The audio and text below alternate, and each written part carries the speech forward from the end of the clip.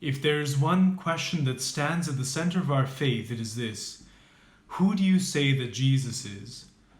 Now, the answer to us might seem obvious, but as we see in the Gospel, it was not obvious to all of those who were around Jesus. Many of those who had witnessed his miracles said that he might have been John the Baptist, whom they knew was dead. Some others thought that he was Elijah, whom they were hoping would come back. And the disciples themselves, when asked the question, "Who do you say that I am?" most of them fall silent.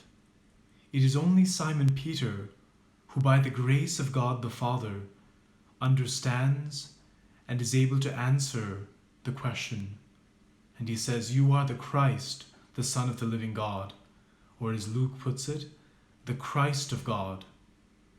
Now, it's easy for us, being, where we are, to judge the disciples, to judge all the people of that time by thinking, shouldn't it have been obvious? After all the miracles that Jesus worked, after all the things that he did, after all the teachings that he gave them, should it not have been obvious that he was the Lord, that he was God himself present in their midst? Why did they then not know the answer? I think of it this way. We find it easy to judge because in some sense we've been given the answer. We can read the Gospels and we know right then and there what the right answer is. I think of it like, for example, I'm taking some classes right now, some language classes. And as I sit in my class and we have these listening exercises, you have to hear like a record being played or some kind of recording being played. And as the recording goes on, you're supposed to write down what you hear. Now, when the teacher calls and says, "Okay, Favin, tell me what the answer is," sometimes I struggle and I say, "Okay, well, I think it's this. This is what was said." But then luckily at times, the teacher calls on someone else. And that person has an answer that's completely different from mine, but his is the right answer. And so what I end up doing is when I hear his answer and I hear the teacher saying, "Oh yes, that is the right answer," I quickly scratch off my own and I scribble down whatever he said. So that it seems to me, yeah, of course, that was obvious. Like, I totally heard that. I knew all along what the right answer was. Now, this is what happens with Jesus too.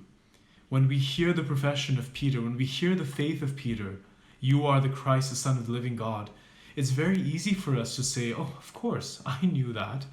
I knew that Jesus is the Messiah, the Son of the living God. I know that he's God." Easy, obvious. But then when it comes to us living that out in our lives, very often we see that all we've done is copied the right answer, but we don't really understand at the heart of it who he really is. We see this in our lives. When it comes to trusting in the Lord, when it comes to calling upon him, so many times we fail to actually live out the truth that Jesus is the Son of the living God. We fail to acknowledge it by our lives. We say, "Yes, Lord, I know that you are God," but then in my life I pretend like he is not around. I pretend like he doesn't see me. I pretend like he is not beside me. I go on with my day, sometimes not even thinking about him. But if Jesus is the Messiah, if he is the Son of the living God, everything changes. Let us then strive to do this. Acknowledge again and again that Jesus is the Messiah, the Son of the living God. He is the Christ of God. And in doing so, remind yourself what it means to live that truth today. If Jesus is God, how will you live out what he has taught you? How will you live out what the scriptures say?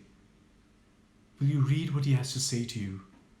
Will you understand that these words are the words of God?